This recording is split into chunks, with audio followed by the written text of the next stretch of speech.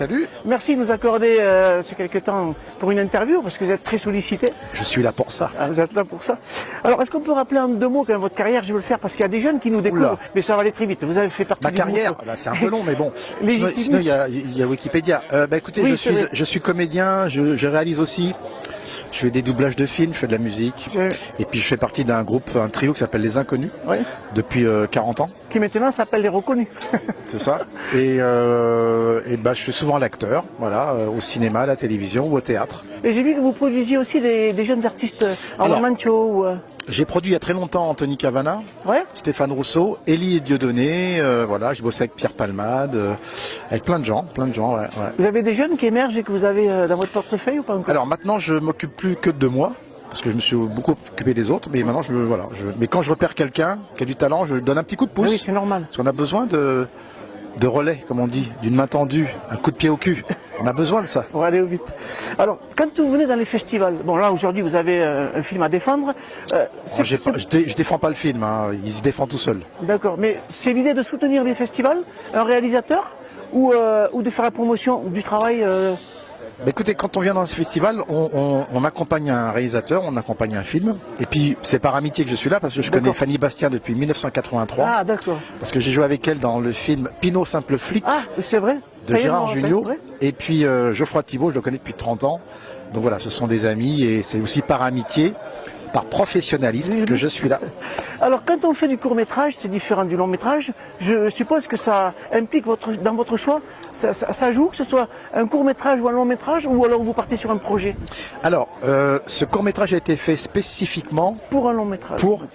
En vue de faire un long-métrage. Donc, en fait, c'est une carte de visite pour que le réalisateur puisse montrer son travail, tout simplement. Voilà. Donc, effectivement, dans le court-métrage, il y a des manquements, il y a des choses qu'on ne pourrait pas comprendre.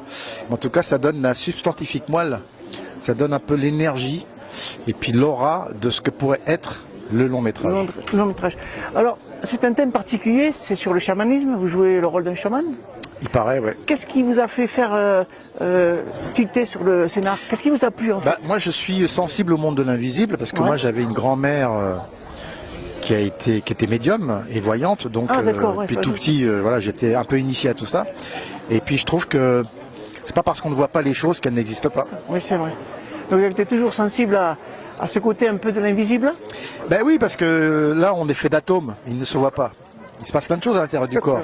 Il y a des milliards et des milliards de bactéries qui se battent entre elles et donc peut-être qu'on fait partie de quelque chose. Dimension, et ouais, donc c'est ça qui est intéressant. Alors il y a une question que je me suis posée avant de vous rencontrer. On vous a connu à l'époque, vous aviez aussi des succès de chansons avec les Inconnus. Et alors j'ai vu aussi dans mes fiches que vous aviez Laurent Voulzy qui était un de vos cousins. Tout à fait. Ouais. Alors, vous avez jamais été tenté d'écrire une chanson, pas dans le style comique comme c'était avec les Inconnus, parce que ça correspondait au profil. Est-ce que vous avez jamais eu l'idée de faire de la chanson? Je pense que je ferai de la chanson un jour, mais de la chanson humoristique. Parce que je ne suis pas un vrai chanteur, c'est pas mon métier.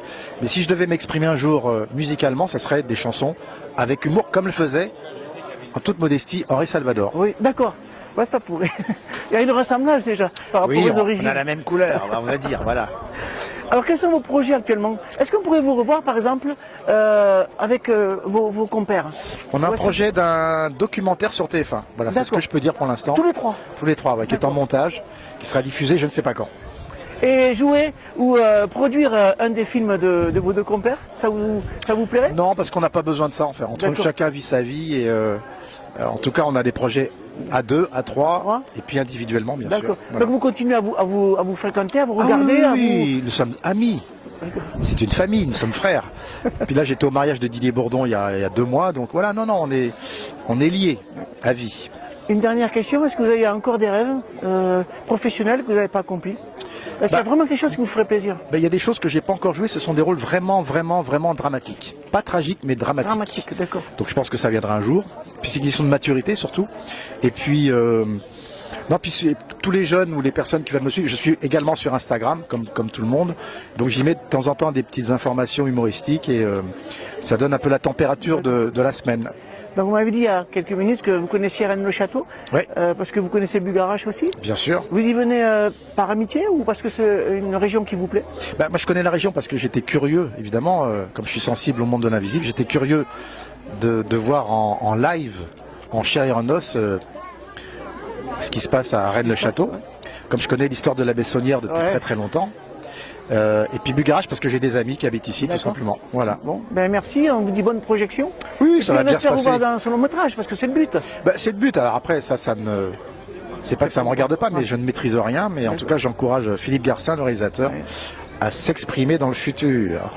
Une future date de tournage peut-être? Ou une sortie de film après celui-là? Je sais pas. Pour l'instant, vous n'avez pas de date de sortie prévue? Chaque chose en son À son temps. Step by step. Bon, il y a déjà ce soir. À bientôt. Salut. Merci. Qui m'ont ouvert au monde de l'invisible. Et finalement, c'est pas parce qu'on ne voit pas les choses qu'elles n'existent pas. Il y en a à comprendre, c'est qu'il est dit. C'est bien, je rigole. Donc c'est pour ça que, en lisant le scénario au départ, le long métrage de Philippe Garcin, j'étais